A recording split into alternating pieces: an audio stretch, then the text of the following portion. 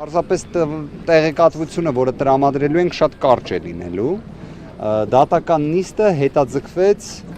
այսօր ժամը 15:00-ին կշարունակվի։ Մենք այլևս հոկտեմբերի 15-ին ենք հասել։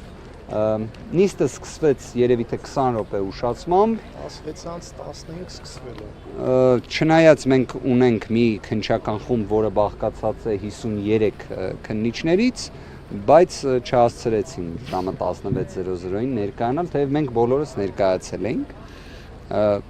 Միջնորդությունը ներկայացրեց քննիչը, եթե դա կարելի է իհարկե ներկայացնել եզրույթով օգտագործել, դա իսկապես մեծ դժվարություն է իրենից ենթադրում, քանի որ քննիչը պարզապես կարդում էր միջնորդությունը, մի միջնորդություն, որը ոչ մի առնչություն չունի Սամվել Կարապետյանի հետ։ Այդ իմաստով կարծում եմ գործընկերներս էլ համաձայն կլինեն, մեր աշխատանքը կրկնակի բարդանում է։ Երբ դու գործ ունես իրավաբանության հետ, դա մեկ այլ պատմություն է։ Երբ գործ ունես մի, չգիտեմ, օրինակ կարող էին կարդալ Մխիթար Գոշի դատաստանագիրքը, որը շատ ավելի օգտակար կլիներ, կարծում եմ ընդհանրապես նաև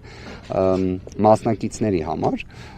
բայց դրա փոխարեն ընթերցում էին մի երկար անհետաքրքիր փաստաթուղթ, որը իրավաբանության հետ, կոնկրետ Սամվել Կարապետյանի գործով ընդգծենք, որևէ առնչություն չունի։ Դա տևեց շուրջ երևի թե 140 րոպե,